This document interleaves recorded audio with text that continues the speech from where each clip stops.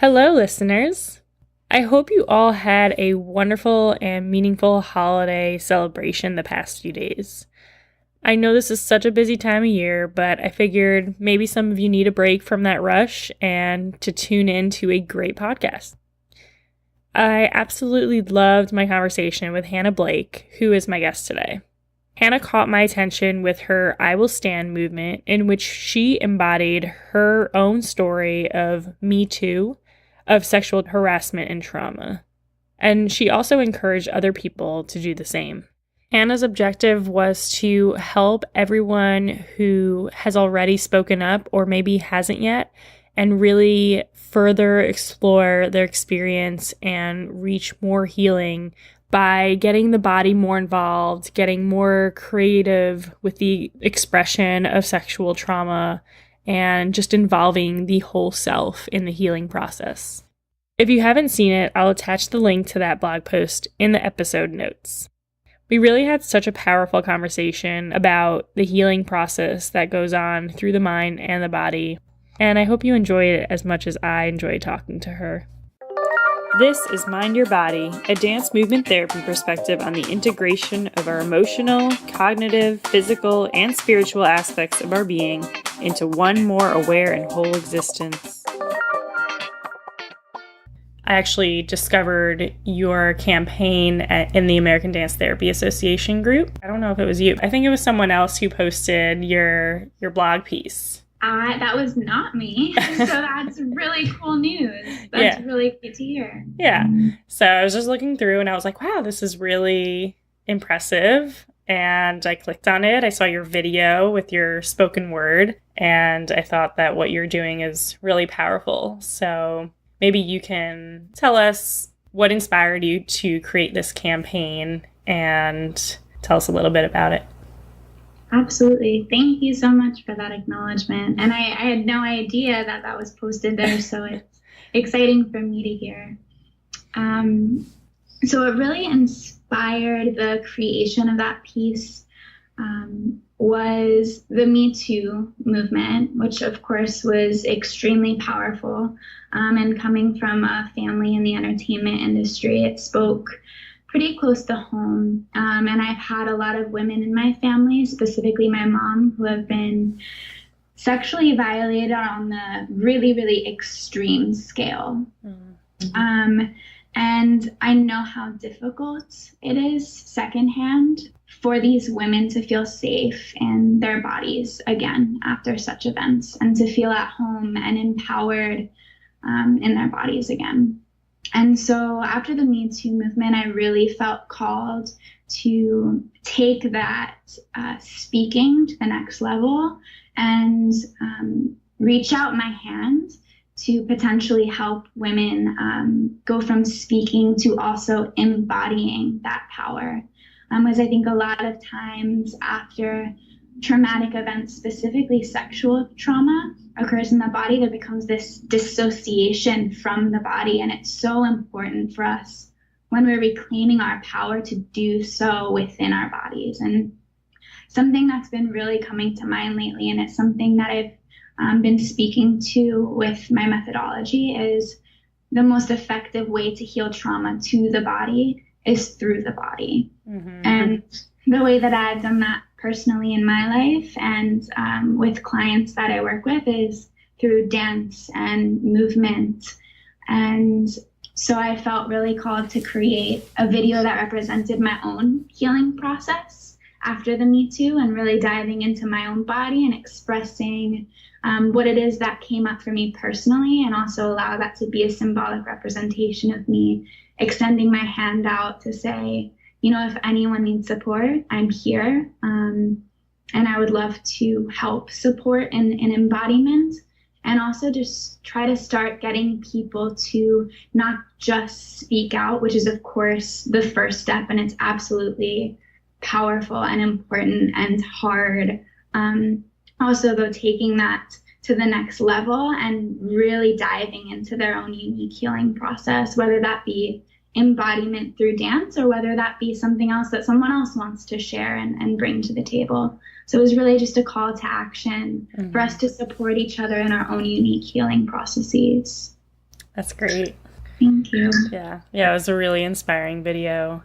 And I agree with you. I think speaking up can be really powerful and cathartic in a way. And that could be an opening to the next step, which is getting a little bit more into the body. So I really appreciate your movement. Thank you. So you went through your own process of thinking about the Me Too campaign, and then you moved through it, and that's what the dance that you recorded. Yeah, exactly. I felt a lot of personal anger come up, and I felt a lot of personal distress. And I knew that the healthiest way for me to move through that personally was to embody that in my body and express that. And also, although I haven't experienced extreme sexual violation as a lot of people in my life have, and I'm so grateful that I haven't, and I have so much compassion for people who have, I have definitely experienced a lot of sexual trauma in I don't want to say more moderate ways because it's never acceptable, Right. but in other ways that have definitely impacted me. And a lot of that came back up after the Me Too campaign. And so I knew that I needed to release it in the best way that I knew how. Yeah. I really like that distinction that you made, that even though you didn't experience something as severe, you still felt anger. You still feel anger about it. And anger carries a lot of energy that someone else's anger can carry. And so it still feels like a lot, like a weight and like a heated energy. Absolutely. So whether someone has experienced something mild, as they may judge it, or something more extreme, we all can connect with whatever that emotion is that we're feeling about it. Absolutely. That's a great point. I love how you just said heated energy too, because that really is what it is. Like when I personally feel into my body, when I'm feeling anger rise, it's hot in my body, and it's either in my solar plexus or my heart. And that stagnant energy that's trapped in the body, that's crying, that's begging to be moved. Where dances, it literally gets that stagnant energy moving, which if it stays there for too long can be toxic physiologically. Yeah, absolutely. For people who aren't comfortable with moving, or maybe have never moved in an expressive kind of way, or are afraid of it, how do they get started? You have the Kaya method. And so speaking from your method, how is it that people can start even just moving a little bit to get in touch with the emotions that may need to be expressed, moved, released? That's a phenomenal question. A lot of the times, actually, I don't start with movement at all. I start with a meditation with eyes closed. And usually that meditation yields some kind of visualization exercise. And there's never any pressure to move. So people that I work with can stay seated the entire session if that's what they need that session, or they can stay lying on their backs for an entire session, because a lot of where the initial work comes from is just closing our eyes and just feeling into our bodies and just acknowledging like, oh, yeah, I live in my body. Let me close my eyes and just feel into my heart and feel into my solar plexus and feel into my gut and feel into my third eye and feel into how my body's sinking into the ground. And so from there, I find once someone can actually feel grounded in their bodies, it's a lot easier to start moving. And also always just creating a space of complete non-judgment, right? Creating the container for a person to show up however they want to or need to show up that day, whether it means they don't move at all or whether it means they move the entire time. And so I think just for me as someone who has the privilege to facilitate a lot of the time, being able to just create a container with no expectation. And I think that organically helps people to feel safe first in their bodies and then also in the space to start moving.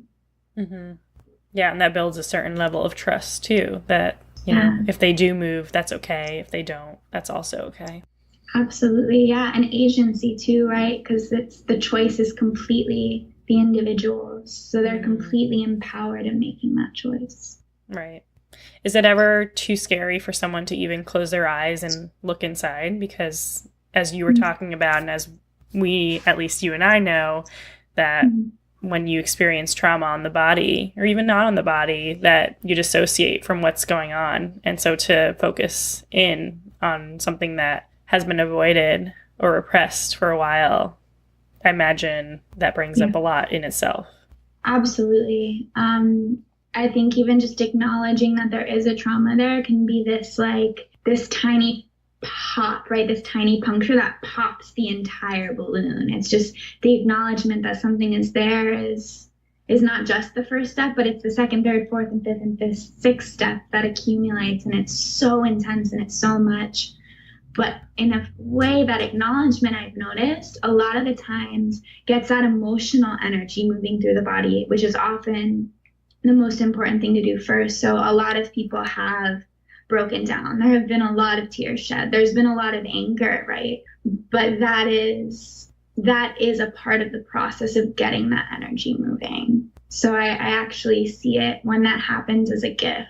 If someone can look inside and just allow themselves to feel that and to cry and to break down, it's a gift to the body. It's getting that energy moving through it for the first time, maybe in a really long time or ever. Yeah. And then taking that emotional energy and eventually moving and dancing with that, like using that as the guidance system. So even if it doesn't feel good right away, I agree with you. I believe that it leads to something bigger, something that grows out of the darkness and the pain. Absolutely, yeah. So I saw on your campaign and the I Will Stand portion of your website that you had invited other people to try out an embodiment of Me Too, Yeah. right? Did anyone respond? Have you heard any other stories? Yeah, I've gotten a few stories personally, actually, which has been really lovely. And I have a friend who's in the process of creating her own song based on it, which she's then gonna create an embodiment piece to. Then I have other people who have reached out to me personally and just shared that they've found running, right? The embodiment just in running every day has been really profound for them, and that the I Will Stand campaign kind of spurred that for them. And so I think it's the most interesting thing for me has been it hasn't just been movement, it's been people, or it hasn't been dance movement, but it's been people sharing with me other forms of movement that have also been really healing for them. But the through line has all been some kind of embodiment, some kind of grounding back into the body. And that's what the I Will Stand campaign was all about. Mm-hmm. So, yeah, it's been amazing. Yeah. What do you suggest that people do start with a meditation as well? Or for people who are listening to this and want to try an embodiment, what do you suggest? How do you suggest they start, whether they're comfortable with moving or not? Absolutely. I think starting just closing the eyes and checking in with the body is always the best kind of protocol for me in the workshops that I lead, and especially when it comes to something very, very personal and traumatic, just checking into the body, feeling where there might be some constriction or tension or heat. Sometimes, for example, when I'm holding on to some kind of emotion, I feel a lot of tightness in my heart. And then my partner feels a lot of closure in his solar plexus. He feels like this black hole almost in his solar plexus. So just checking in with the body and feeling into the sensations that are happening. And maybe you feel really good in one place of your body too, so check in with that.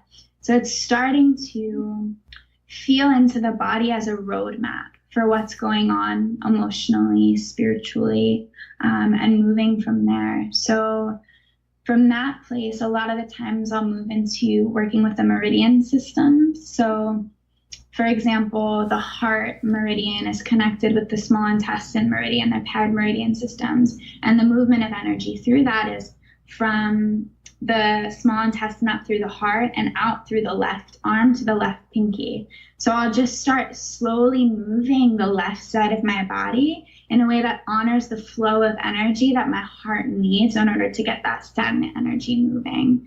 So what I would ask is for people to close their eyes, feel into the body, feel into the sensations in the body, and then, okay, what feels good when I start moving that part of my body? What is that part of my body calling me to do? What is it asking me to do? And am I listening? Can I listen to that part of my body and move accordingly in a way that starts to feel good there? And a lot of the time too, that energy is just asking to be acknowledged. Like, oh, okay, you're there. I hear you. And sometimes I'll hold my heart and I'll say, thank you. Thank you. Okay, I feel you. There's tension there. I got you. Okay, I'm going to honor that. I'm going to start moving that. So I think just closing the eyes and do a body scan and see what your body's asking you. Yeah.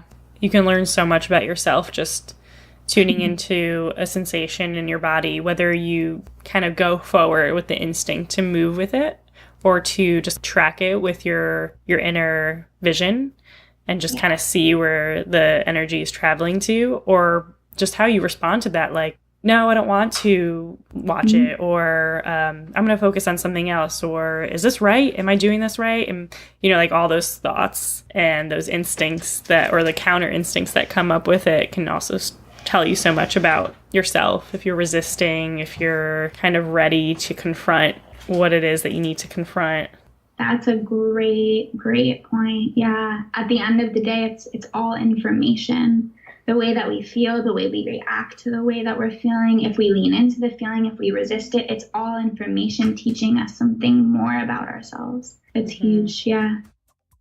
If you're looking for more self-compassion, inner peace, and more self-awareness, I can help you gain a deeper understanding of yourself and awaken your creative spirit. I am now offering mind-body healing sessions through confidential video chat wherever you are in the world. If you're interested, visit mindyourbodydmt.com, click on Contact from the top menu, and send me a message to let me know you're interested, and we can have a free consultation. Again, that's mindyourbodydmt.com. Yeah. How do you help people if this has happened with your clients, people who feel stuck? And that's kind of a word that's a tricky word, because stuck isn't necessarily stuck. There's always movement and everything. But even knowing that, like, I've felt stuck in different parts of my life and different times, and I'm sure that other people you worked with have too. Oh yeah, and I've felt stuck. I think that for me, with working with people, it's different for everyone. So it's about me really getting to know the individual person first, and assessing what could potentially crack that stuckness open a little bit, right? And so for me, and something I find works with quite a few people, is moving outside. So not just dancing in a studio, but dancing at the beach, near the ocean. For me, the woods. Whenever I'm in the woods and I start moving in the woods, if I'm stuck, the woods got me unstuck. Yeah. And so I think a lot of it is environment, and there's always kind of a reminder of it's not just me. There's something so much greater here. And the water is the moon is such a beautiful reminder of that, the trees. And so I don't think we're ever actually teaching anything. I think we're all here to just kind of remind each other of what we already know.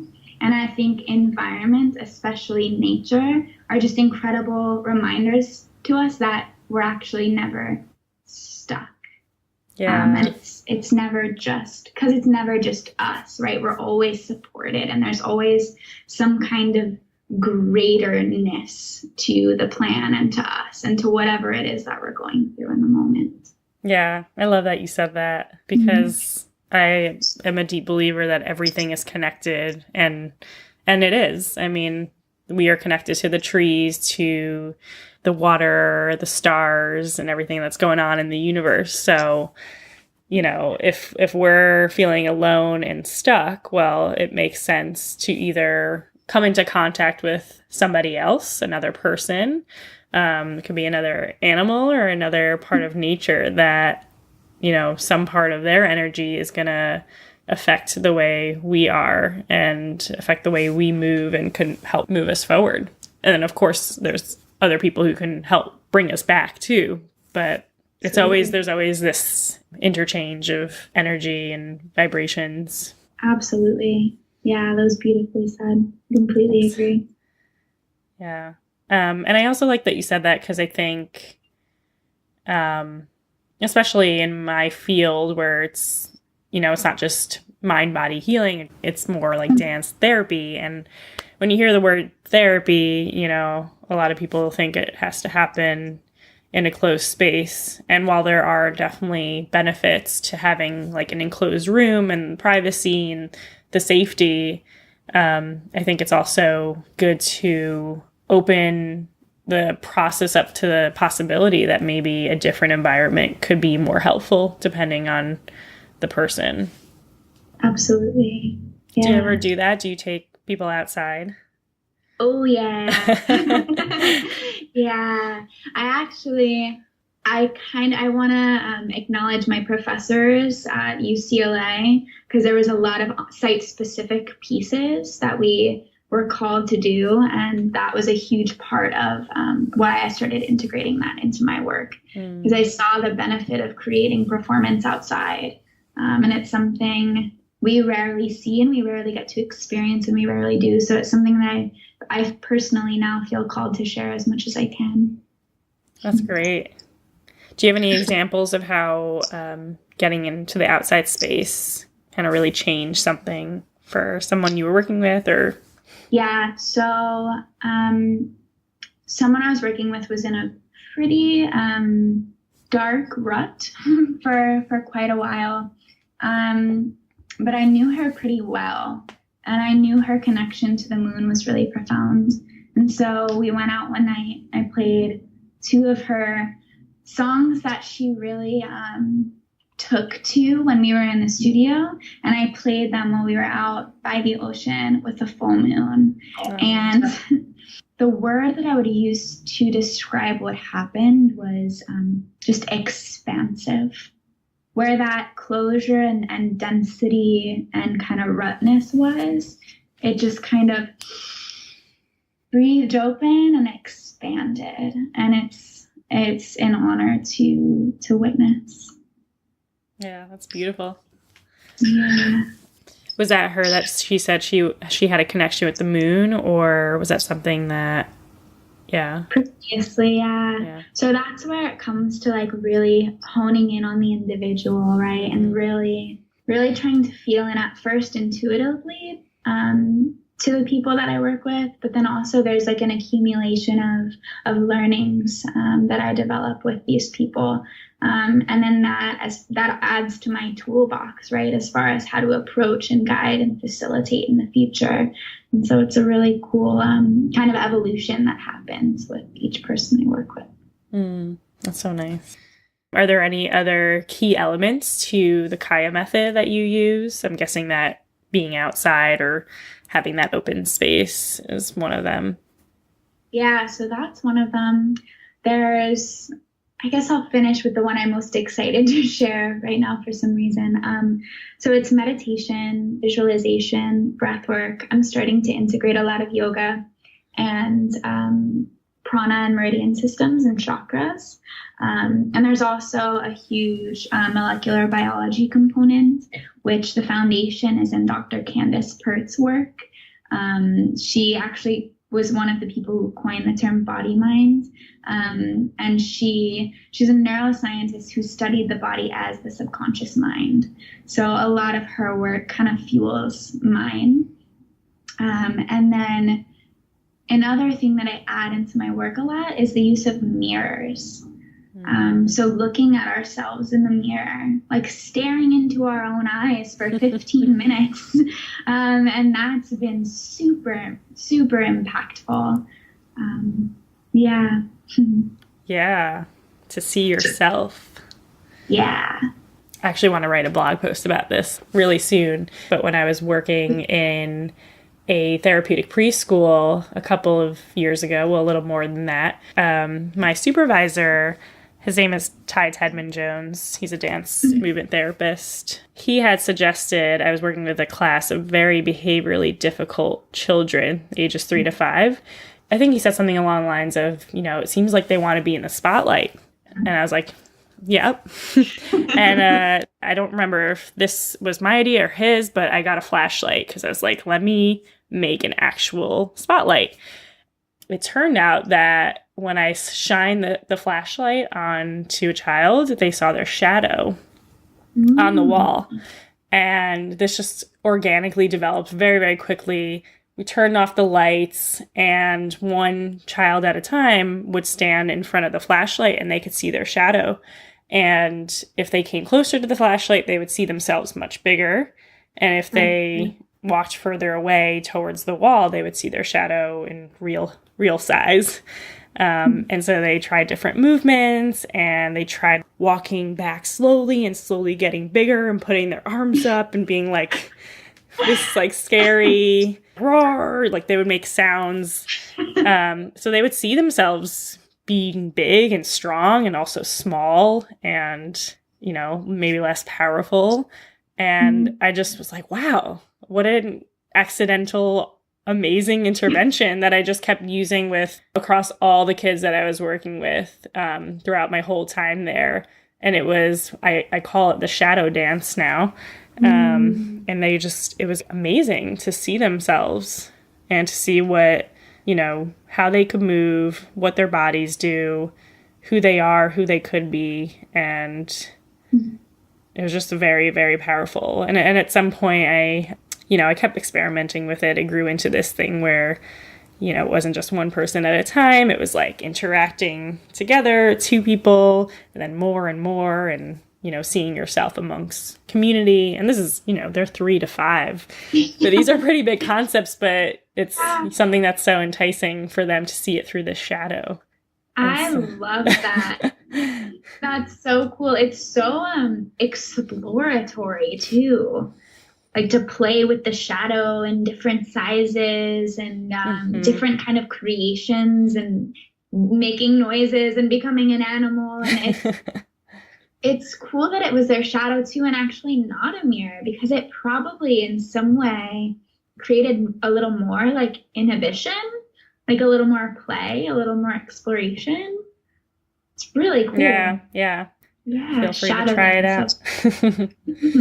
It was really, really cool accidental discovery. But yeah, we do a lot of mirroring work too in dance movement therapy, not necessarily with an actual mirror of seeing yourself, but seeing yourself from another person. So mirroring, not in the mirror, but mirroring with a partner across from you who's moving the same exact way that you're moving.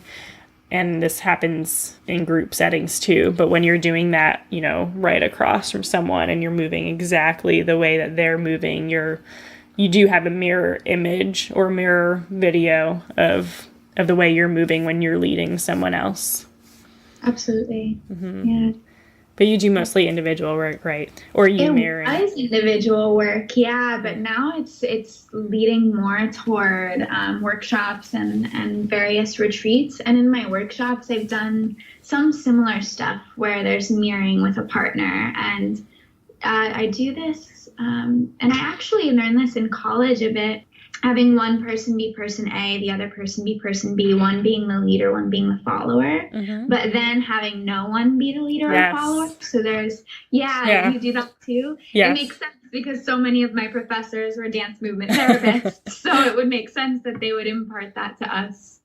Yeah. And that's a really cool practice because it becomes this like needing to understand and listen to each other with absolutely no words and as a singular unit and like almost breathing together as this amoeba. And that's really powerful. Yeah. You have to be so in tune with each other. You don't have that assurance that someone's leading or someone's following. You just have to be so in tune with each other's movements that you're moving the same exact way, the same exact time. That's how much you have to listen. And to feel listened to and seen in that way is powerful in itself. Yeah, definitely. So you also said that one of the key principles of the Kaya method is the body as the conscious mind. Is that what you said? The body is the subconscious mind. The subconscious Yeah. mind, right? Right. Can you expand on that? Absolutely. So starting with Dr. Candace Pert's research, she discovered that at a neuropeptide molecular level, our body actually stores memory. So it's not just our mind, it's our mind body together that stores emotional memory. And so when we take the body in that perspective, it literally does become our subconscious mind. And it makes perfect sense because when we do have traumatic events happen to us, they don't just store in our minds psychologically. We feel them viscerally in our bodies. We feel tightness, we feel soreness. A lot of the times, too, that stagnant energy, which we touched on earlier, can actually manifest as physiological illness and disease. And a lot of times, too, when something even just startles us, sometimes people have reactions where they faint. Other people have reactions maybe where they get ill and throw up. I mean, the body has visceral reaction to anything that happens to us. And I think there's this huge discrepancy in the way that we approach healing conventionally, that we approach healing from very much so the left brain and psychotherapy, which absolutely has its place and it's so important. But we also a lot of the time negate our bodies, our vessels, and this very real memory that gets stored in the cells of our bodies that's needing to be released and integrated in order to be healed. And so it's really the core of why I developed the Kaya method. Mm-hmm. Yeah, I don't know if you heard the interview with Kalila Homan.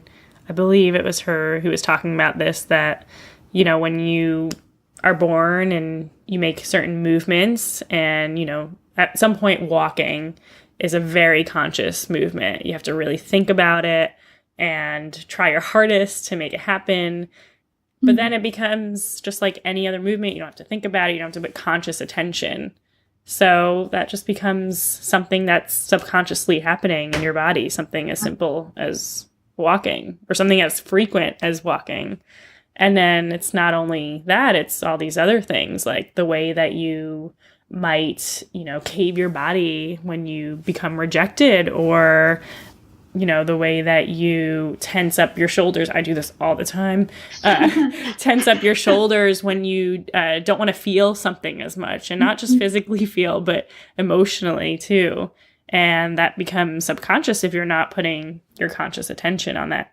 Totally. That is such a great point. And it touches on the fact, too, that it's not just these massive traumatic events that shape our bodies. It's these like subtle accumulations that occur over time, right? Like you were mentioning, when you're feeling like shame or rejection, we kind of cave in the body, and that becomes this habitual kind of closure and tightness that we incorporate into our lives. And a lot of the times we think that psychologically, if we shift that, I need to change the not feeling shame and not feeling rejected, which is valid, that it'll change the way my body responds to. But there are also studies that show that our psychology actually responds to our physiology.